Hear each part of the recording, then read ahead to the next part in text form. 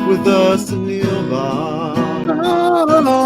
Just promise not to drink the goo. Oh my God. If you get sucked into the Matrix, we will send a phone for you. 'Cause every movie has a plot hole. And every hole gets filled somehow. With whiskey, wine, or blue milk. Just don't cut me off right now. We're the Plotaholics, a breakfast club of two. We're the Plotaholics, ripping plots apart for you. All right, hey everybody. Welcome to another edition of Plotaholics Live. I'm Shane Wilson. And I'm Bryan Tan. And we're the Plotaholics. Yep. If you didn't know, just look at the America's Moves and you'll see the America's Moves. America's Moves. Right. We should start these weekly meetings like we should, right? Like, I'm Shane Wilson and I'm a Plotaholic. Hi, Shane. Hi, Shane. So anywho, a weird sort of week. You know, last week we were bombarded with big news. Yes, we were. And I guess all news is big depending on how you want to look at it and who you are. But this week we have smaller stories, but that have potential to create large ripples down the road. Yeah, but before we even get too deep into that, we should probably announce to our fellow circle members here about our schedule, the Plotaholic schedule. We'll lead with that for sure because it's the biggest news of the week. Oh, absolutely! It's the most important entertainment news to hit. Absolutely. And we'll circle back around for it at the end. So. By the end of this week, you will be able to listen to the Plotaholics podcast episode 4. And that is going to be the John Singleton classic, Boys in the Hood. Oh, man. Such a relevant movie. You know, here we are almost 30 years, Shane. Almost 30 years since this movie premiered in 28 years. And it is still relevant today. Everything about that movie is still relevant today, you know. And I watched it last night with Sharon, and it's difficult, but in a good way. It's great storytelling. It is. I'm getting choked up now just like thinking about it again. It's so like wow. I'm excited to talk to you about it, and we're going to get to that right after we go off the air here. So you should be able to listen to that episode either Wednesday or Thursday of this week. Absolutely. So then the next thing on the docket is the special Game of Thrones finale pregame. Whoo! With our good friend Katie Salidas of Spilling Ink. Now, this is going to be a big deal because we talked about this a little bit, Shane, when we were off air. You and Katie are kind of on opposite ends of the spectrum on the Games of Thrones final season there. Yeah, so far, I don't disagree with Katie, except that she's incredibly wrong. Oh, my God. So... Shots fired. So you might want to tune in on Sunday afternoon. Again, that is 6 East, 3 Pacific. For once, will be the referee because it's going to get crazy. You just better hope she doesn't get her daughter to like stare at you, because if she does, I hear that you'll either turn to stone or to goo. Oh, yeah. Green goo? Yeah, green goo, and then we'll feed you to someone, and they'll turn into a plant. There you go. Yeah, I mean, I don't completely disagree with everything that all of Katie's complaints about this season. She makes some very valid points, but when it comes to Game of Thrones, I'm pretty much a let's just strap in and enjoy the ride kind of guy. So, yep. And I'm pretty excited because I'm actually going to be catching up to the whole season this week. I just got an HBO subscription, so I can watch it all, so I'm not just sitting here. That's honestly the way to do it. You're going to enjoy yourself, I think. Oh, I can't wait. I can't wait. And then we're going to do this talk, and then bam, go right into the season finale. Seriously, I can't wait. Yeah, it's going to be good. So that's really the only Game of Thrones news that we have this week for this particular show, is that the big finale is this coming Sunday, and you can see the Plotaholics pre-show featuring Katie Salidas on Sunday afternoon. So this is gonna be amazing, and it's like we're just growing so much. Like things are just getting bigger and bigger, and it's just amazing. And I love what you did. I love what you did with the graphics there. That's amazing. I got to tell you, and this is going to be the nerdiest thing maybe we've ever said on the air, but I was incredibly pleased to find that particular font. That is pretty nerdy, but you know what? I like it because I love a good font conversation, but that's not. We'll have to do Font Fridays or something and just talk about fonts. I'm a big fan of Comic Sans personally. I used to do everything in Comic Sans back in the day, everything, and if it didn't have Comic Sans, I didn't use it. Well, I was a big Papyrus guy, and now I'm real snotty about Papyrus. Keep your Papyrus out of everything. It's like, if you look, nothing says I'm in an indie rock band in the MySpace age like using Papyrus. That's a good point about you. Oh yeah, guys, don't mind me. I have to have a snack because it's not dinner time and I'm fat. So all right. Well, I can't. You know who can't believe that you're eating on the air? Who's our old friend. Oh, he can't believe it. All right. Sonic gave me the grit, man. All right. So let's jump into it here. Where do you want to start, man? All right. Well, let me take a look at our sheet of things. Well, Shane, you know what? In the world of Detective Pikachu, which just missed upending Endgame for the #1 movie this past week, according to Cinema Blend, the writers of Detective Pikachu want to do a Super Smash Brothers movie. Yeah, you know, are you a fan of the Super Smash Brothers? Not really. No. Are you a fan of the Pokemon? No, not really. No, this one missed you all around, huh? Oh, absolutely. Like even the promise of Ryan Reynolds just was not enough to pull me into this. Yeah, so I missed Pokemon when I was coming up too, and I played Super Smash Brothers, and that was fine. You know, like it was a fun game. Yeah. I don't know that there's enough material there for. Okay, I think that all those characters probably have enough material for franchises, but I don't know. They don't seem to live in a shared universe. No, and it just. So I think that it's going to offer. Like the shared universe is clearly very in vogue right now with Marvel and DC, and another franchise we're going to talk about in a little bit, Godzilla. And you know they are trying this with just about every property, it seems, and I'm just not sure that it works for this one. Now, Detective Pikachu did have the best opening weekend of a video game adaptation. But it's not technically a video game, though, is it? Was there a Detective Pikachu video game? There was never a Detective Pikachu video game, but they're just calling it a Pokemon. So it's just a blanket Pokemon.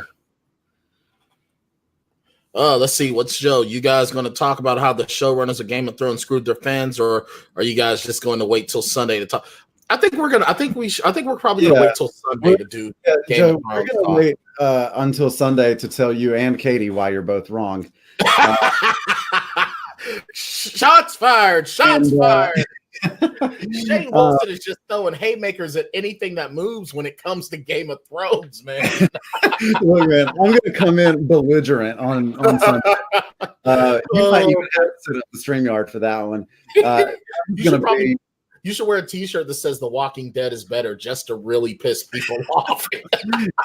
Walking Dead season 7 better than Game of Thrones. Walking Dead greater than Game of Thrones.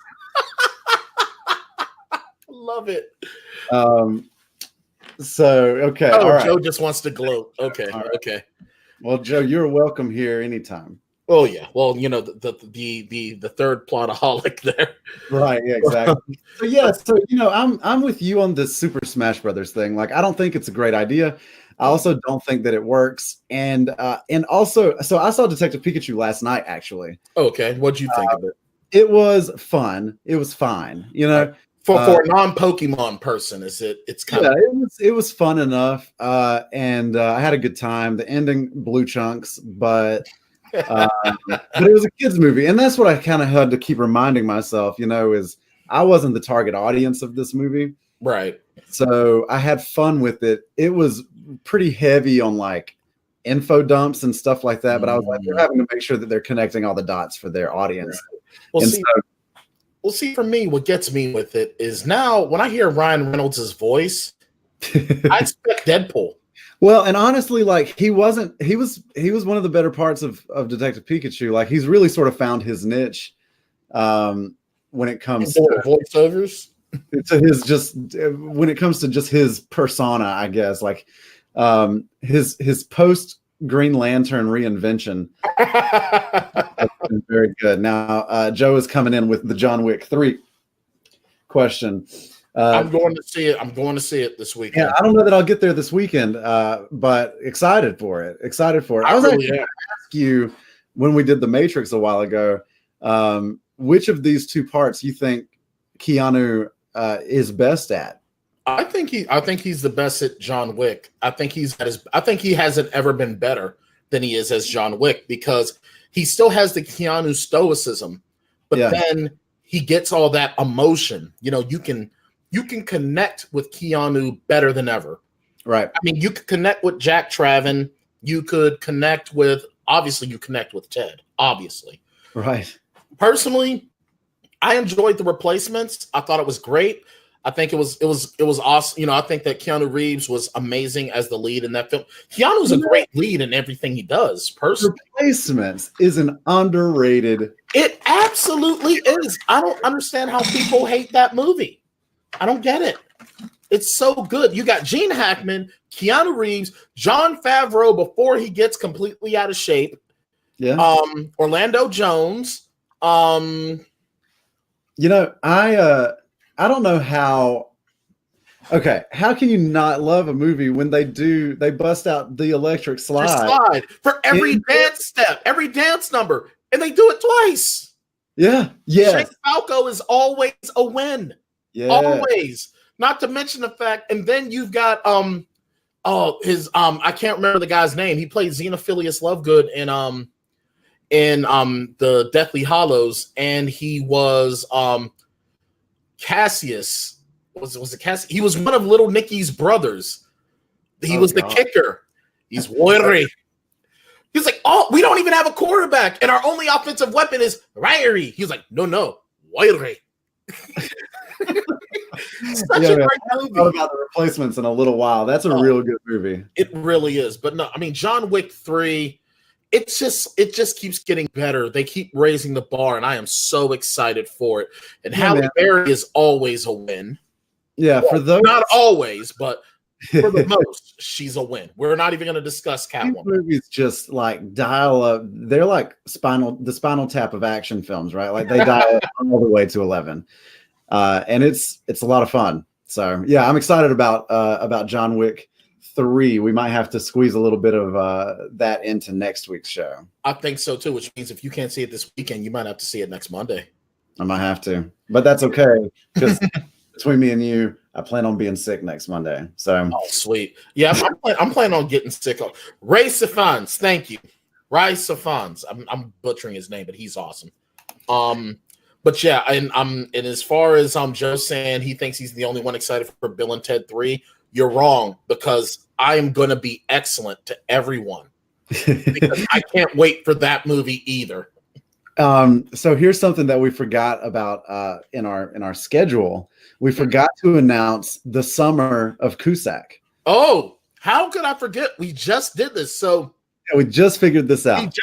All right, so check this out. Well, for one, you guys have probably realized it by now, our fans, you know, all 5, 6 of you. The way the Plotaholics schedule is going to go is Tuesdays, you get the live show. And then alternating weeks, we do the podcast. And then we'll have, the special shows that are, coming up.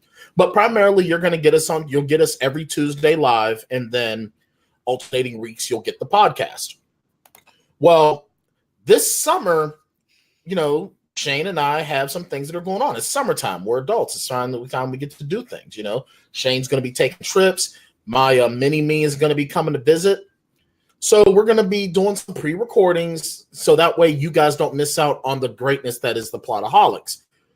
However, and this was something that we talked about, we decided to do Boys in the Hood because it is one of my favorite films of all time. So Shane was like, well, we already did one of yours, so we should do one of mine. And your pick, Shane, was High Fidelity. That's right. And I'm all for it because I love some John Cusack. I mean, I kind of made fun of him when he came to Steel City Con, but it wasn't to be rude. It was just, I always bust people's balls. So I then countered with, well, if we're going to do High Fidelity, then we have to do One Crazy Summer because that to me is like one of Cusack's best. That's right. So then Shane took it one step further and said, well, fine, Grosse Point Blank. So I said, fine, Hot Tub Time Machine. Right. So basically this summer, this is going to be the summer of Cusack. The John Cusack summer. We all this summer for the Plotaholics podcast, the podcast episodes are going to be dedicated to the man, the myth, the legend, the 80s, John Cusack. Not Joan, but John. and we are going to wrap things up at the end of the summer with the death knell of John Cusack's career, 2012. Yes. So you can look forward to a summer full of John Cusack, a summer of romantic comedy, of disgruntled everyman. Yes. Of going back to the 80s, even though you've been in the 2000s, and going to Nantucket and dealing with Booger, Zed, Eddie, and Demi Moore. It's going to be awesome. It's going to be excellent. Yeah. That's a great quote from High Fidelity right there. That is a great quote. And you know something? Maybe, just maybe, during discussions, we might even be able to fit in a little bit of 16 Candles. I don't know. Maybe. But we've got to give some love to all of those soundtracks because they are so good. And I think that we can absolutely squeeze you into that Grosse Point Blank. I think we can. I think we should. Absolutely. It's just, this is going to be, you know what? Doing the Plotaholics, I have to say that when we came up with this idea, I knew we were going to be epic. I just knew it. But we are taking epic to a whole new level. We're going the Cusack. Wow. All right. We're going beyond the end game here. Okay. Yeah. Beyond the end game. This is one of the 14 million plus endings that Doctor Strange saw. And he was like, you know what? We have to do it this way so the Plotaholics can be. That's right. All right. Let's see. We'll push back into our news. I think probably the biggest story of the day, if we can get into that, is Disney's takeover of Hulu. I own the world. Yeah. I live for your Mickey Mouse impression. Oh, thank you. You know who else is a big fan of your Mickey Mouse impression? Who's that? I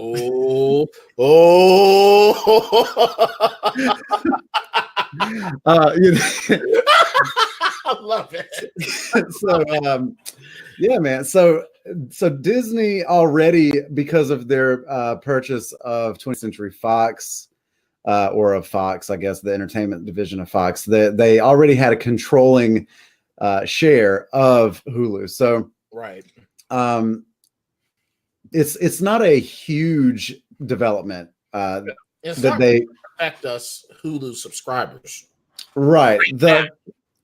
So what I think I see happening is right now Hulu has the rights to stream NBC Universal properties. Right. In 2024, that's how long this contract is good for. In 2024, they can force Disney to go ahead and buy the other 33% of Hulu, which is the NBC Universal section. Mm-hmm. And then from there, NBC Universal will have their own streaming service. So all of their stuff would revert to that. Right. So you're looking at the slow, inevitable death of Netflix, because what Netflix is going to lose as a result of all of this is we've already said all the Disney content, which includes Marvel and Star Wars and Lucasfilm, but it's also going to lose The Office, which is an NBC Universal property, which is something that tons of people cite every year as the only reason they have Netflix. And I'm not really sure what's going to happen with Friends, because they're going year to year with Friends right now. Right. Well, I think they're probably going to keep going with Friends because for one, well, I've had Netflix since the streaming service since, I had the DVD service up until like 2010, 2011. I had it, then I switched to the streaming. And I've had it for almost 10 years. I still have the DVD service. Really? Because I have a DVD copy of Crazy Stupid Love that I haven't sent back yet. You have no desire to be rid of it. I don't even really know where it is, which I think is the problem. Because I think that if I cancel the DVD service, they'll charge me for the full price of that DVD. Pony up, brother. Yeah. Now the West Wing, I think Parks and Rec is another NBC Universal. You know what else is? Frasier and Cheers. Oh yeah, Frasier and Cheers, and I'll tell you something right now; those are huge for me. Yeah, I go through Frasier and Cheers at least once a year, maybe once every year and a half. I'll say, man, like very few shows have the rewatchability of Cheers, The Office, and Frasier, and all of those shows are just incredibly so much, yeah. And that brings up another really good point about what this is going to do to Sling and other streaming services. I mean, you're really watching sort of the early days of the reshuffle of all of this stuff. And it's really what it's doing is that it's killing what's killed cable in the first place. People came to streaming services to get away from cable. So we may be killing cable, but now these TV networks are like, well, okay, then we'll all do streaming services. And then we'll just charge an inordinate amount. Yeah, and we'll hold on to all of our own properties, so you won't be able to subscribe to one service for all of them. Exactly. And honestly, essentially what they're doing is they're going to make it so that people start pirating even more again. Because you figure pirating was big in the early 2000s and up until the streaming services kicked in. Yeah, the pirate, like you're going to see a huge increase in DVD sales for a short period of time. Or just digital sales too. I mean, like people are just going to want to own these properties. Like I have the full DVD set of The Office, and that is money that NBC Universal is only going to get one time from me. Like I'm not paying every month for access to that because it's on my shelf. So, and if that ever pulls off and it becomes inconvenient for me to go track down where The Office is going to be. Like I'm not going to subscribe to NBC's streaming service just for The Office. Not at all. I love The Office, but it's not worth all that. Right. Yeah. And what's crazy, well, here's the thing, and this is what upsets me, and this is why I think this is all one big conspiracy. Conspiracy alert. Conspiracy alert. They're pushing digital rights on things now. Number one, Joe's right. It allows them to censor and control what we watch. Not to mention the fact that also, now that physical media is starting to slowly go to the wayside, they're going to start making everything where it streams. Now, you spend money, you still don't fully own it. Yeah. Case in point. I'm renting it. I'm renting The Office. Well, exactly. You're just renting the right to watch it whenever you want. Yeah. The problem is, if they decide, screw you, there's your digital one. In case in point, I have to find the news story because I hate citing it without having somewhere to direct you, but I'm pretty sure if you look it up, there's a PlayStation Network subscriber who admittedly was a diehard racist.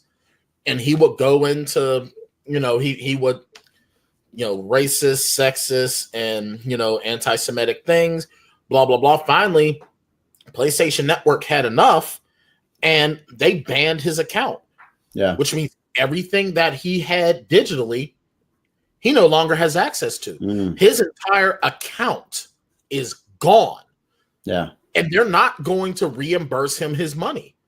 Now, granted, I'm all for racists getting their comeuppance as much as the next guy. However, what does that do for those of us that we just run afoul somebody and they just decide they're going to come up with bogus stuff, catfish us to these, Xbox or Sony or Netflix, whatever. All of our stuff is gone. So this is kind of disturbing.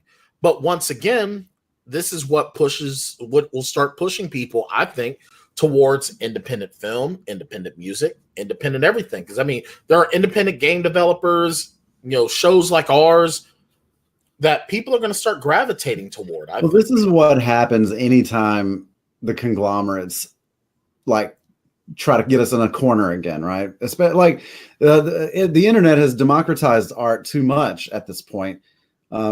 There's too much quality stuff out there. We just have to go find it. And if you're charging too much for your programming, then we're just going to go find it somewhere else. Exactly. We'll either find a way to steal it from you, or we'll go find something new that we want to get into. That we want to get into. So we should push forward here. We'll keep it in the house though with the Disney stuff. And let's talk about a Bob's Burgers movie, huh? Bob's Burgers. What's funny is that I really, really, really want to get super into Bob's Burgers. Yeah, I really do. And I watch Bob's Burgers on Hulu. Yeah.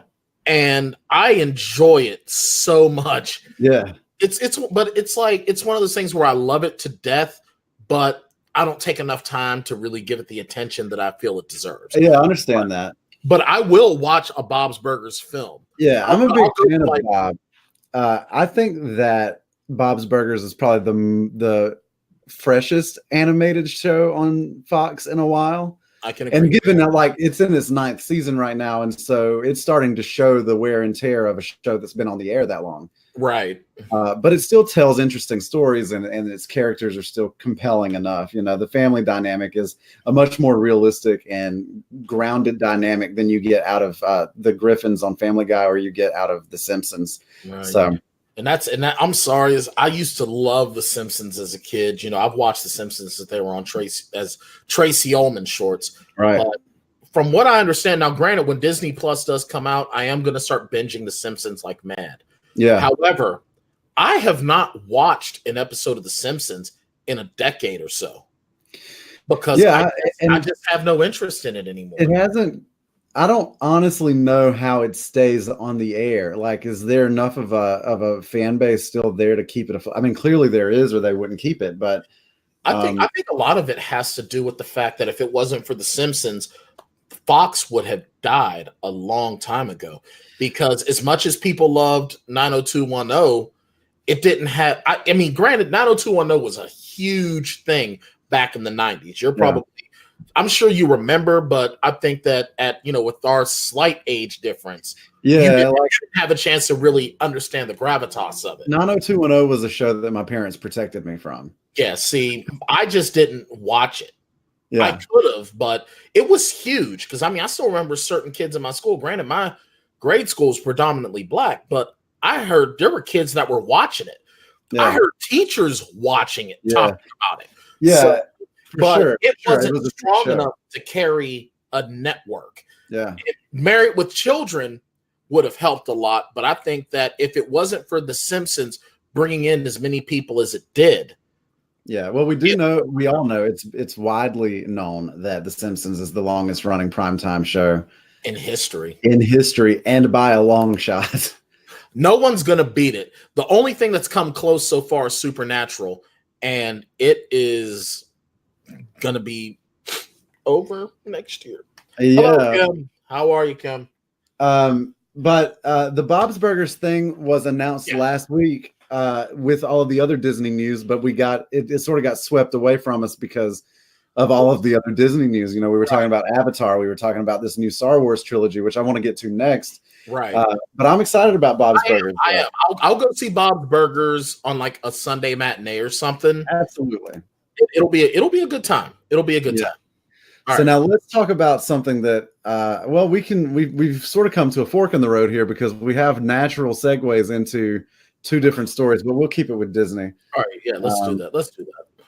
And talk about the announcement that the trilogy that was announced last week is nothing to do with Rian Johnson. No Rian Johnson. Well, I read another report today that maybe walks back that a little bit. Okay. But the new trilogy, well, actually, what they're saying, if you really read in between the lines here, is that the next Star Wars film is being developed by the creators of Game of Thrones. Woo! Woo! That boobies. We don't, right. So we don't boobies and blood. So we don't know if that means that the next movie is being directed by them, if it's being written by them, if it's just right. We don't really know very much about it at all. The last article that I saw just a few minutes before we came on said that that they're working with Rian Johnson. Okay. But I don't know how true that is either. So well, it's going to be interesting though. And I think that people are rightly, no, we weren't talking. What about Game of Thrones? Weren't we talking about? We weren't talking about Game of Thrones tonight. Yeah, we weren't talking about Game of Thrones stuff. This is a Star Wars thing, Joe. Yeah, this is a Star Wars. Come on, Joe. Don't come at me like that, Joe Compton. Yeah, come on, Joe Compton. You may have the cool hat and all of that, but you know what? You're wrong on this one, pal. Your seat at the table for the Gross Point Blank episode is looking pretty tenuous right now. Yeah, no, we might have to replace you with a Starbucks cup, my friend. Well, no, I'll save all of that Game of Thrones talk for Sunday because Lord knows Joe Compton, the Game of Thrones police over here. Yeah, we're going to make sure we get the CGI budget so we can give him his golden hand, though. Right. Yeah, exactly. So apparently, the guys behind Game of Thrones are getting ready to anger another fan base. Woo! You know what, though? I'm excited for it just for the fact that I just want to see what the toxic Star Wars fanboys bitch about. Because that's all they do. Honestly, at this point, I just sit back and watch for the carnage. When I hear toxic Star Wars fanboys go on and on and on, I look at it like a car wreck, man. You just sit back and you just watch. Well, and man, I hate to even go here, but speaking of toxic fandom. Oh, God. Did you hear about this? I heard about this, and it pissed me off so much.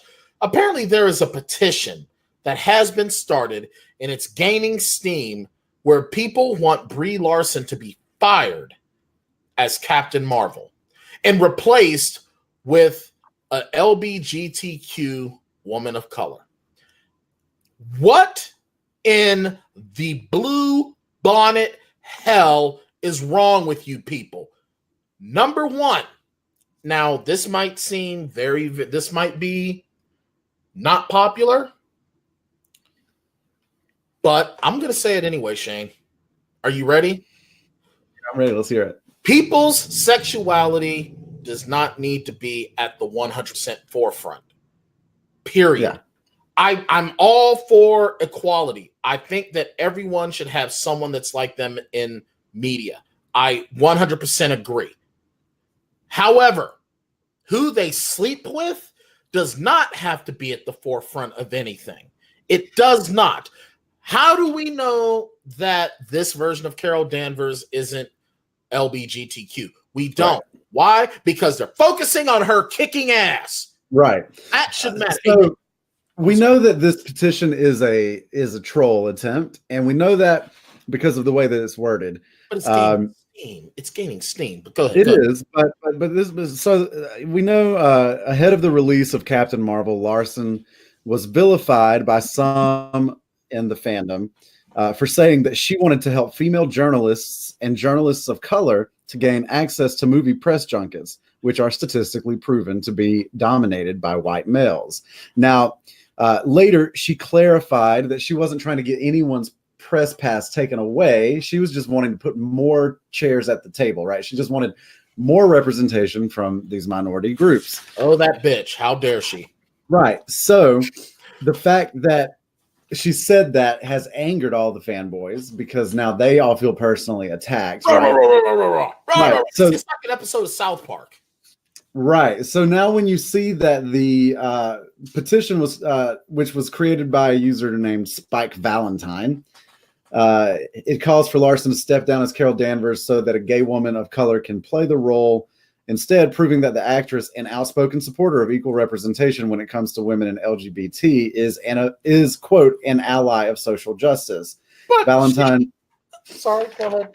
So Valentine is clearly trolling her and, you know, like using her own words saying like, well, if you really want women of color and LGBTQ people to have more representation, then you should step down and allow them to be represented in your place. Now, here's the thing, because one of the things that they're saying is step down as Captain Marvel and let the character Monica, the little girl who plays Monica Rambeau, let the Monica Rambeau character become Captain Marvel. Mm-hmm. Because in the comics, Monica Rambeau was Captain Marvel before Carol Danvers. Monica Rambeau was not the original to have the title of Captain Marvel. That belonged to the Kree warrior Mar-Vell.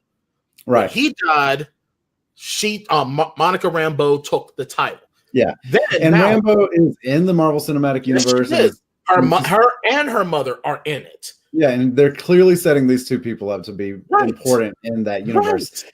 When you look at the comments on this petition, they are it has nothing to do. It has nothing to do with anything. It's just a bunch of it's just a bunch of trolls that Jay and Silent Bob would have the money to go after when they search their IP addresses. Right. It's absolutely ridiculous. It's sick. And here's my thing. When I say that people's sexuality doesn't need to be brought to the forefront, I'm not saying that it needs to be hidden. Not at all. Not even close. What I am saying is this. Captain America. All right. It's because he had the classic love story with Peggy Carter. Sex really had nothing to do with the character. He kissed one woman, well, technically two women other than Peggy Carter. Natalie Dorman, his character, her throwaway character in the first Avenger, and Sharon Carter. And they quickly dumped that. I mean, come on. It's honestly, in the comic book movies, if nobody is doing anything remotely sexual, including kissing, I'm okay with it because I'm there to see ass kicking and character development. And sometimes while sex can be character developing, it's like subcategory of character development. Yeah. All right. Because you can have gay characters that are badass. Case in point, in the Punisher film, the Thomas Jane Punisher film, Will Patton's character, Quentin Glass, was a homosexual character. Barely came up. And he was a badass character. A very badass character. It didn't matter who he was sleeping with. I don't care who's sleeping with who. I don't care if James Bond has a guy on the side. As long as he's still James Bonding, I don't care. I don't care if Dutch Schaefer from Predator has a man back home that he's trying to get to. I don't care. As long as he's being Dutch Schaefer, covering himself in mud and fighting the Predator, that's all I care about. Yeah, and if you're mad that Carol Danvers is Captain Marvel and not Monica Rambeau, go back to the 80s and yell at Marvel because they did it. Yeah, and I'm with Joe. Like, I hate that Brie Larson, who by all accounts seems to be a wonderful person. Yeah, and and this is your fault, Joe. You shouldn't have been making fun of her haircut. Now you gave Spartacus all the ammo he needs to do his anti-Brie Larson petition. There's no proof that Joe is Spike Valentine. I just want to say that. Love it. I love it. And it is disheartening. It's very disheartening. I think this is just it sucks, man, because so she said this thing and I'm with her, honestly, like, hey, look, I'm a straight white dude, like I check all the boxes of the privileged, and trust me, I'm aware of that. And yeah, it would be really cool if we could offer more people at the table, more people chairs at the table, because conversation only gets more interesting the more people that you have there, Absolutely. And it's their differences that make the conversations interesting. Right. So we can get to know each other, so that these walls that the 1% put in between us are shattered. Right. Yep. Let's see. We've got. I'm gonna make one of those angry YouTube videos. Leave Brie alone. As long as you do it with that face, though. Oh, absolutely. I'm actually. You know what? We should go to the people of Snapchat and get a filter made. Yeah. Why isn't there a Sonic Snapchat filter? I co-sign that all day for sure. All right, let's see. Just a couple of other things here. We've got 20 minutes left. Let's see. Even with the ranting.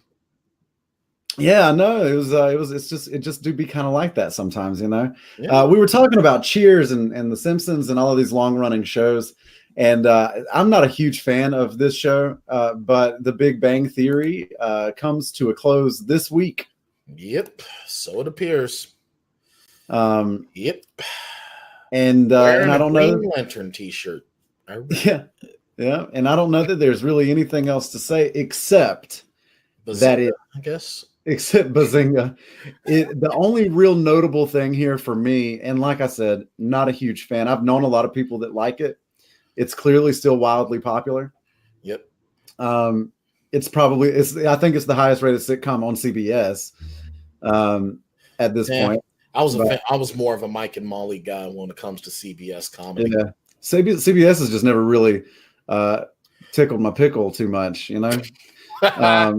Yeah, but after Mike and Molly left, I was done. I mean, honestly, when it came to CBS, I liked MASH as a kid. I liked I believe All in the Family was on CBS, and The Jeffersons. Yeah, now if you go a little bit further back, there's some good stuff, but in the last little bit, outside of their Big Bang Theory empire that they're building, their shared universe. Yeah, I'm all set. With young Sheldon, yeah. But what I was going to say is that as of tomorrow night, which is when the finale airs, Thursday night when the finale airs, 2 days. Yeah, they will be in first place for the longest running multi-camera sitcom, primetime sitcom, by one episode ahead of Cheers. Sons of bitches. I had to say that to you since you were talking about being such a big Cheers fan. I was very, very sort of blasé about Big Bang Theory. Now I'm like, fuck Sheldon. Yeah, now let's fight. Seriously, battle. I don't care if you I think that this is in a Plotaholics movie. This is the point where we would start like a heist to try to get the final episode of The Big Bang Theory before it played. Oh, absolutely. Absolutely. And we would have the help of freaking Ted Danson and Rhea Perlman and Woody Harrelson, because Tallahassee can get it done. And we could probably get Joe Compton to bring his newspaper boy hat. And we might even be able to get Katie Salidas in on the heist, as long as we don't talk too much about Game of Thrones. By the way, everybody, just a quick reminder here. Big Game of Thrones pre-show on Sunday, 6 Eastern time. And Katie gets to sit on the Iron Throne in this one, too. All right. 6 p.m. Eastern, 3 p.m. Pacific. And you know what? Was it 5 p.m. Central, 4 p.m. Mountain? There you go. That's all the times right there. Yeah, there you go. Bam. If you're European, I can't help you. Sorry. Yeah. You probably don't want to watch it while European anyway. But all right. That was good. All right. Let's see. So there's Bazinga. There's I think we've got two more here to get to. Let's take a look. Where else are we at here? We got the Brie petition. I think we got to talk about this Bohemian Rhapsody thing. Oh yeah, Brian May dropping the bomb here, dropping a bomb saying that he, quote, hasn't earned a penny from Bohemian Rhapsody. Is that sour grapes there? I'm sensing from Mr. I don't know. So Bohemian Rhapsody, the biopic about Freddie Mercury's life, is made entirely out of music that was written and performed by Queen. Queen was listed as they were listed as producers of some sort, right, on the movie. So this seems like they just signed a shitty deal. That's what I would think. I mean, it sounds like they signed a new edition style deal, which basically is like, yeah, you put in the work and you get none of the money. Right. So now, given they did put it now, lives. I will say that those guys have already made a ton of money off of that music. God, yes, they've got enough movie. The fact that they've got Adam Lambert singing with them. Okay, right. They're still making money on tour, so they're fine. Exactly. Yeah. But it is a little bit crazy that the band that the movie is about doesn't even see $1 out of that $900 million box office. Wow, does that mean that Mike Myers got more money from Bohemian Rhapsody than Queen? Oh my God. How awesome is that? That may be my favorite trivia nugget for Bohemian Rhapsody. Yeah, Mike Myers made more money than the people of Queen. That is fantastic. Well, you know what I would say. You know what I would say to Brian May, though? There's only one room for an angry queen in this bed, darling. Well, rest in peace. But rest in peace. But I think that slot has opened up in the last little bit. A little bit. But yeah, I mean, honestly, if this were a smaller band, if this were, say, the Shane Wilson Experience, or I don't know, if they made a film about the punk band Bad Brains or whatever, and they weren't seeing any money, then I'd be like, man, that really sucks.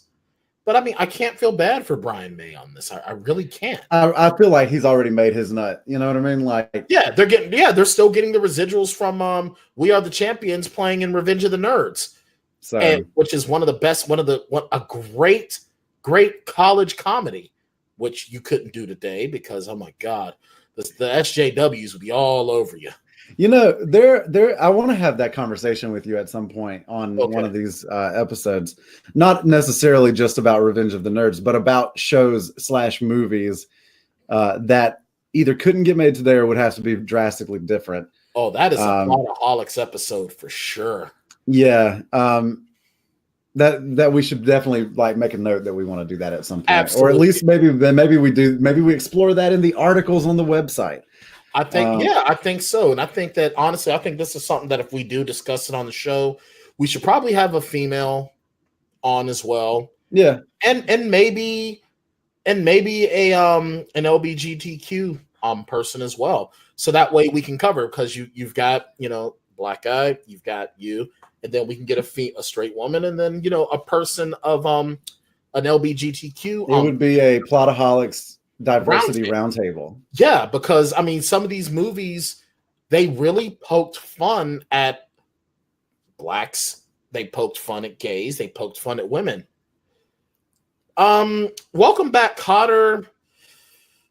I guess it probably wouldn't, just for the fact of how it sort of separate. It basically paints all poor people as buffoonish. Yeah, my problem when people are like, this movie couldn't be made today, is that it probably could be made, they would have to tweak some things about it. And that doesn't mean that it would be less funny, I don't think. Now, because here's the other thing, right, is that culturally, our sense of humor has evolved, hopefully, beyond what made us laugh in the 70s and 80s. Well, here's my thing, though. As a black man, I love All in the Family. I think Archie Bunker is a hilarious character. Right. I think he's absolutely hilarious. And honestly, when he does say the disparaging things, it doesn't offend me. Here's what I would, and this is always my point, because people bring this up with The Office, right? And The Office hasn't been off that long. No. But they're like, the things that Steve Carell, that Michael Scott said in The Office, And if you think like the Diversity Day episode and things like that, right? They're like, that show would have never been made today. And I'm like, I completely disagree, because Michael Scott played a specific kind of character. And you can tell by looking at the show that Michael Scott's perspective is not the show's perspective. No. As a matter of fact, part of the humor is how everyone's looking at him like, seriously?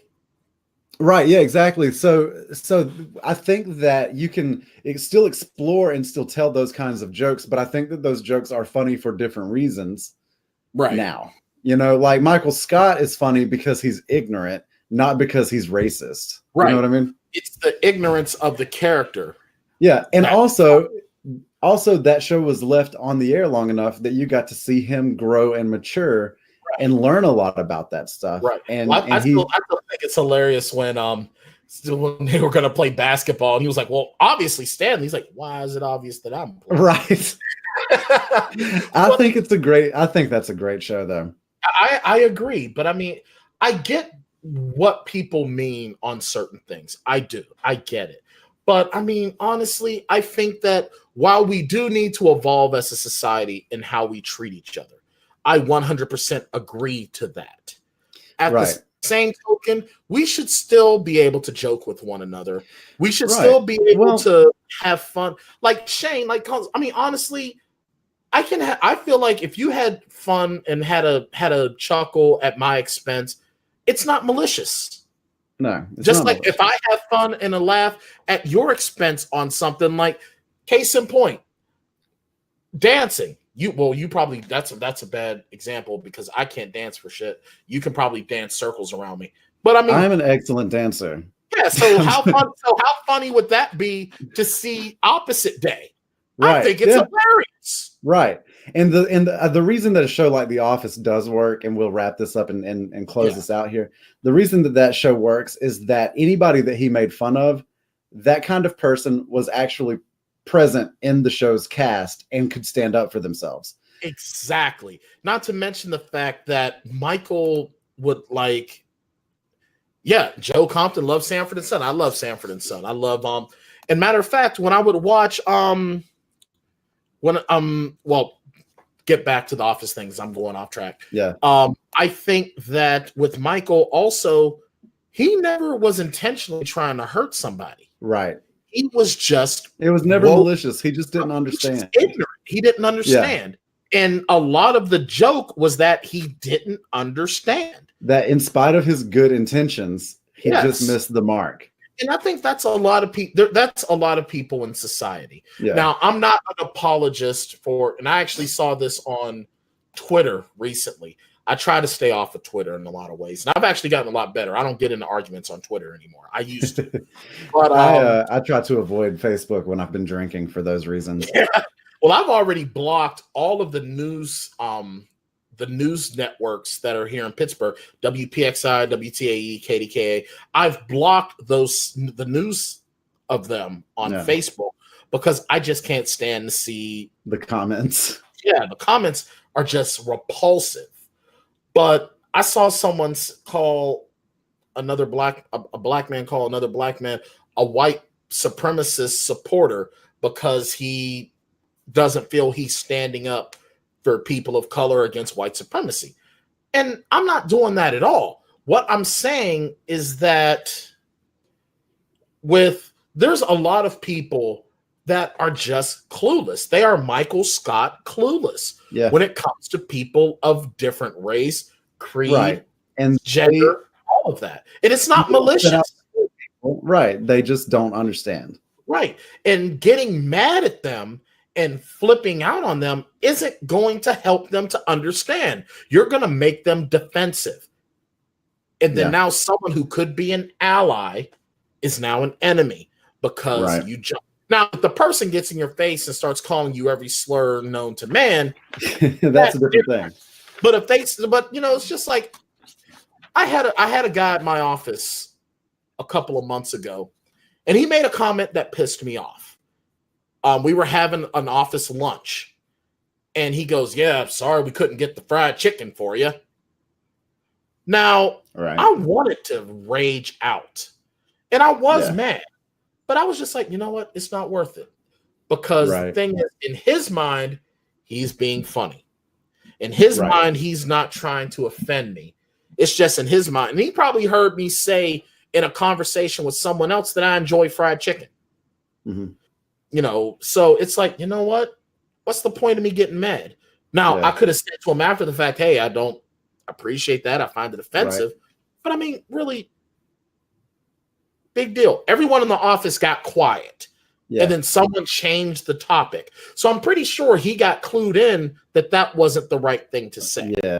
So, I mean, that's a tough call all around. And there's absolutely a Plotaholics special lineup like in that topic for sure. I agree 100% because it's one of those things where I think you have to have multiple people. Yeah.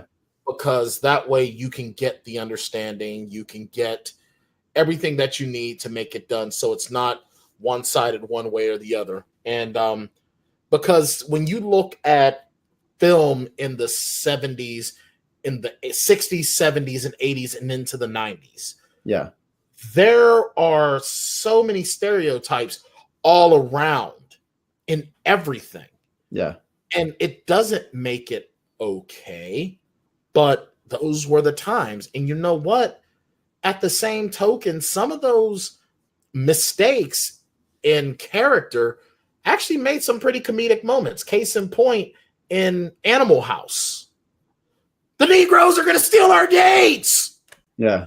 And, you know, it was hilarious, but it's like, you know, it's just one of those things sometimes where I feel that if I can make fun of you, and not be malicious, then you can tease me and not be malicious. Yeah. And I think that between the two of us, and I mean, I think that with a lot of people, there are lines that you don't cross. Yeah. There's like, I mean, there's such thing as a gentle, friendly ribbing, and we're all guilty of those things. Right. And I think that you just kind of have to know the lines in all of those relationships. And the idea that PC culture is a terrible thing and it's watering us down and making us weak, and it's really I think that it's not, man. Like if you can't figure out a way to tell a funny joke in this climate, then you're not funny. Exactly. You shouldn't have to hurt a person's feelings to validate yourself. And I think that's really what it means. And I think that our gut tells us that if we go back and watch these old shows, that they are going to be incredibly problematic. But I think we'd be more surprised than not. Like, certainly there are problematic shows, The Honeymooners and things like that. Yes. You know what I mean? Like, there are problematic shows. Violence is never funny. Right. But I think that more times than not, we'd be surprised at how they were able to make comedy out of these social issues, and they weren't necessarily being mean-spirited. Exactly. I mean, you look at the racial differences in I Love Lucy. Yeah. One of the first interracial, actually probably the first real interracial marriage on TV, followed by Tom and Helen Willis on The Jeffersons. Yeah. So I mean, I really do believe that everyone does deserve to have a voice. Everyone does deserve to have representation. I just think that you should not force feed it to someone or do it for the sake of doing it either. Make it happen organically. That way you can stay true to your art, true to your fan base. And you know what? You don't make it feel like you're shoving it down someone's throat. Yeah. Well, I'll tell you one guy that's not allowed on that diversity panel. Yeah, absolutely. Damn Blueies. Freaking Blueies. Get out of here. Get out of here, Sonic. Bluey. Yeah, get out of here, Blue Mag. All right.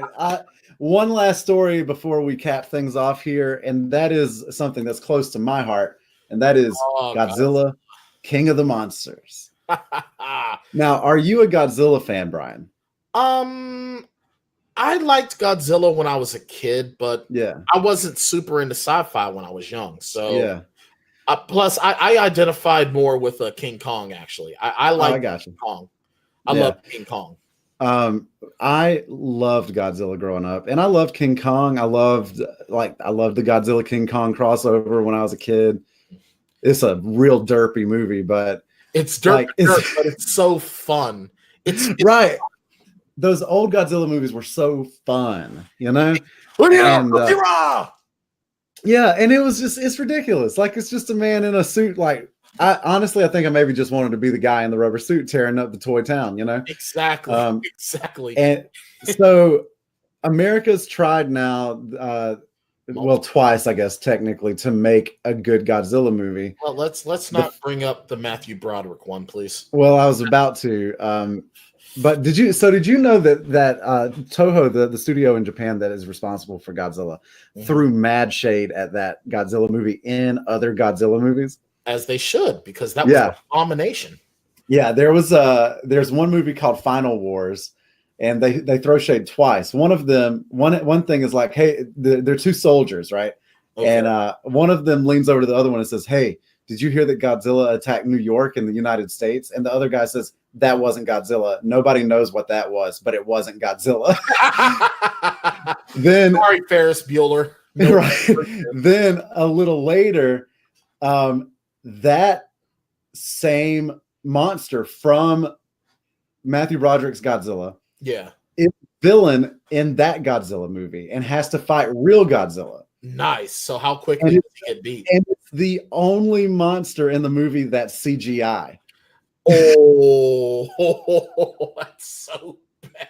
I love it. It was excellent. Dude, Japan is a master at throwing shade. Japan throws shade better than like America does.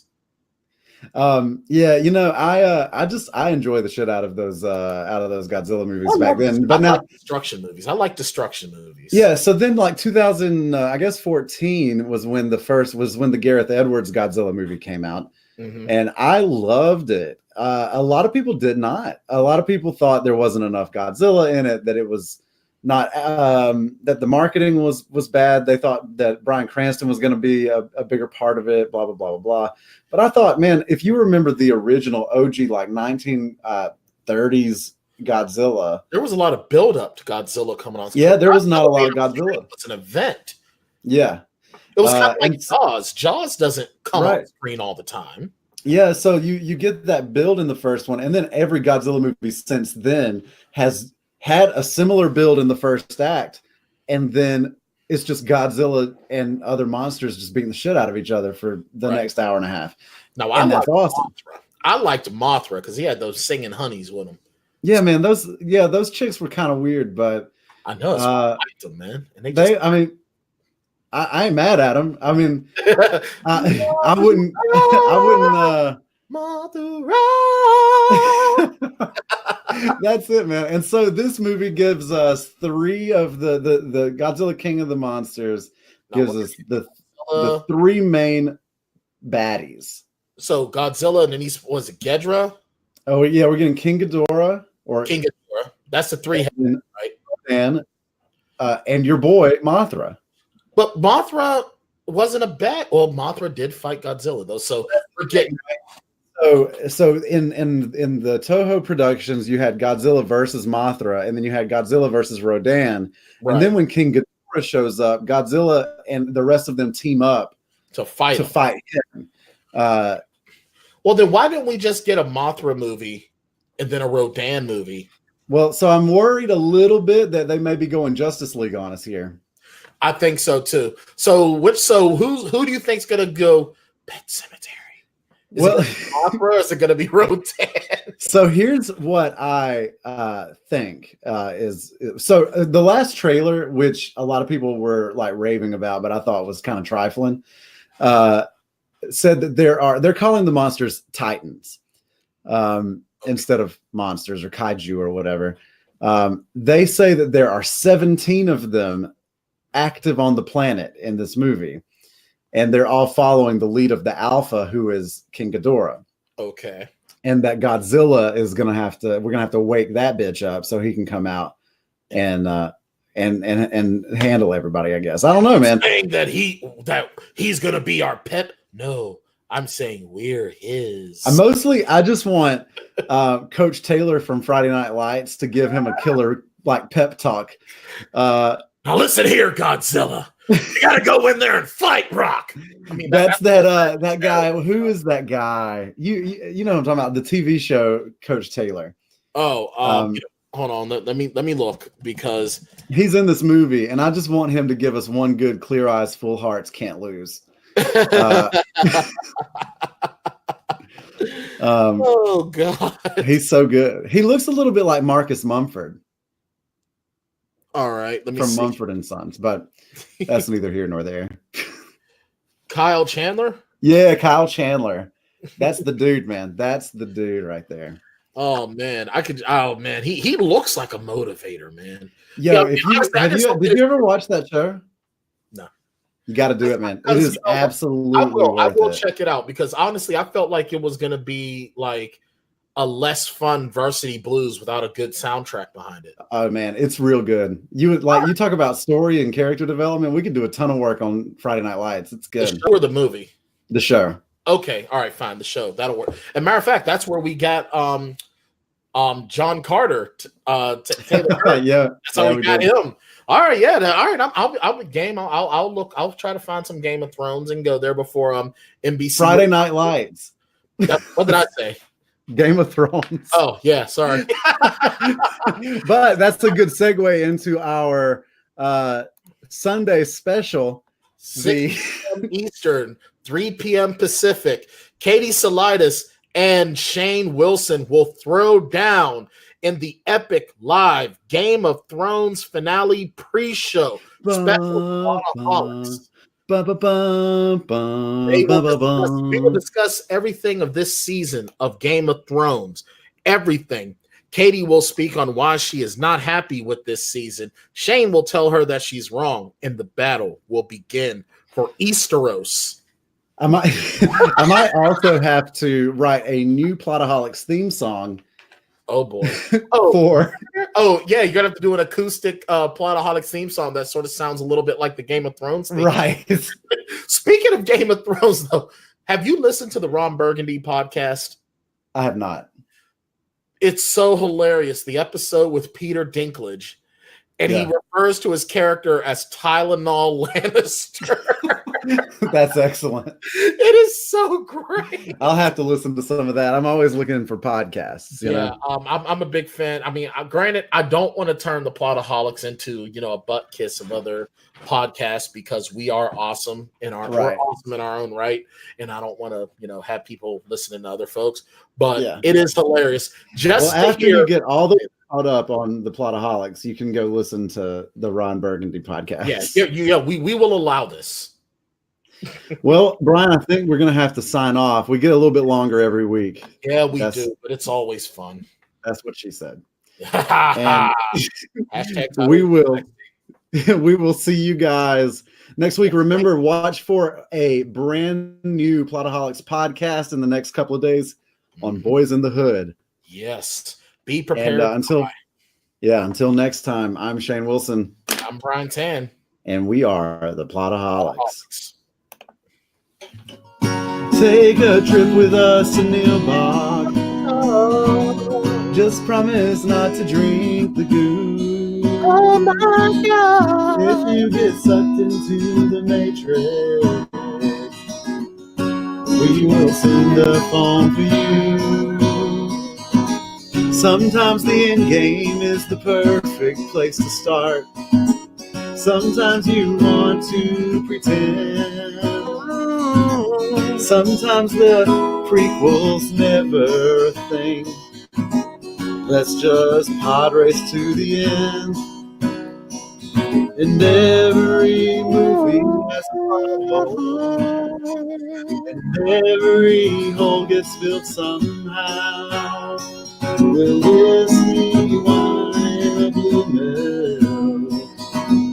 Just don't cut me off right now with a Plotaholics, a breakfast club of two with a Plotaholics. ripping plots apart.